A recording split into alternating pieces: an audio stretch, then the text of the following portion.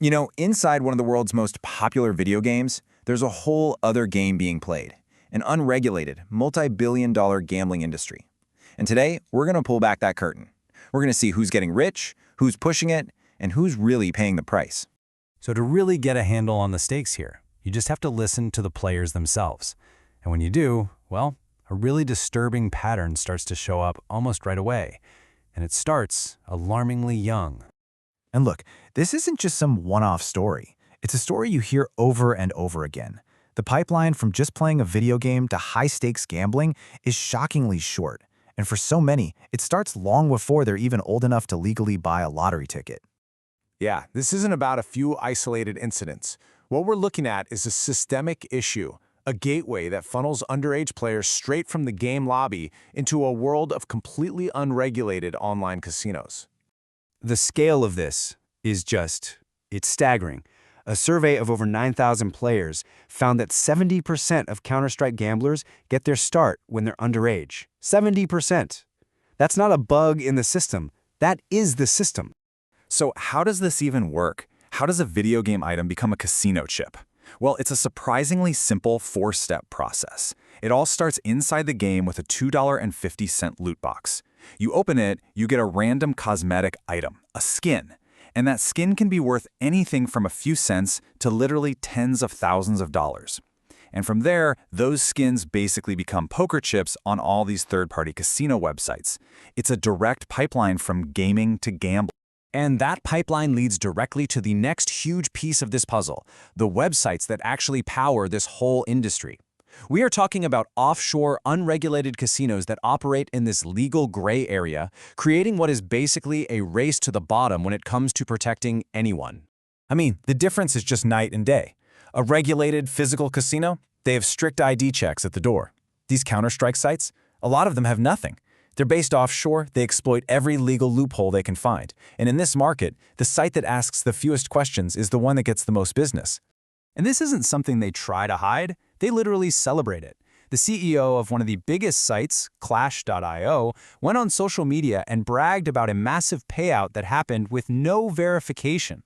This isn't just being negligent, it's their actual marketing strategy. It's designed to attract people who want to avoid those checks, and that of course includes underage players.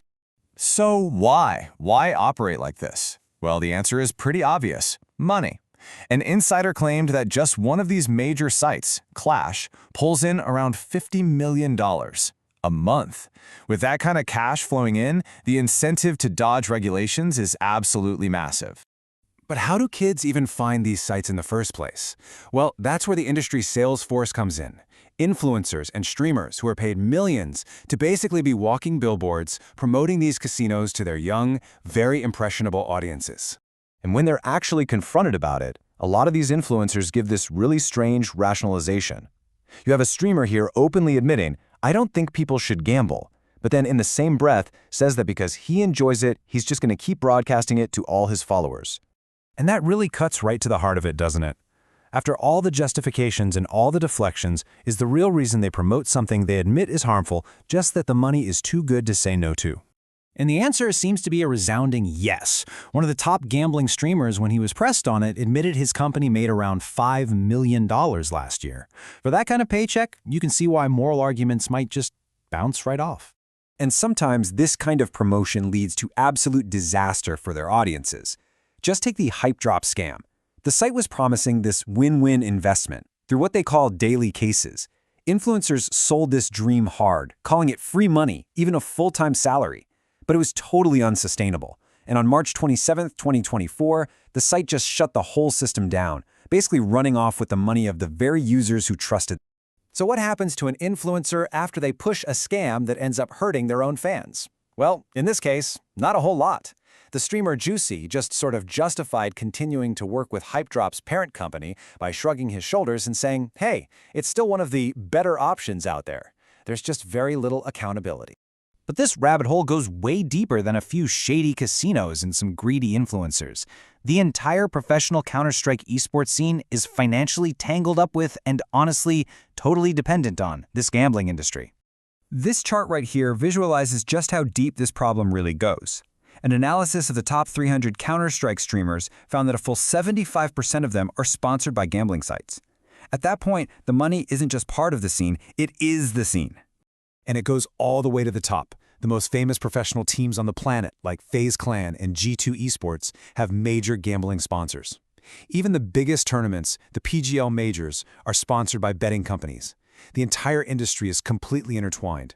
And this creates this kind of economic trap. As one esports team owner put it, the gambling sponsors just pay so much more than traditional brands that if you don't take their money, you basically can't compete. You can't afford the best players, so you don't turn it down. So, we've seen the casinos, the influencers, and the professional teams all sort of caught in this system with all the wrong incentives. It begs the question, who's sitting at the very top of this food chain? Who actually has the power to change any of this?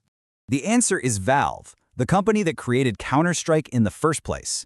They created the skins, they control the marketplace where all the skins are traded, they laid the literal foundation for this entire multi-billion-dollar gambling industry to be built right on top of their game. And this is the final and most damning accusation. Valve is identified as the kingpin of this whole operation. They have always had the power to shut this down or to fundamentally change how it works. But for years, they've just allowed it to go on, choosing to do the bare minimum, while this whole ecosystem just explodes. And that leaves us with one final, unavoidable question. When an entire industry that preys on children is built on the foundation that you created inside the world that you own, what is your responsibility? Is doing the bare minimum really enough?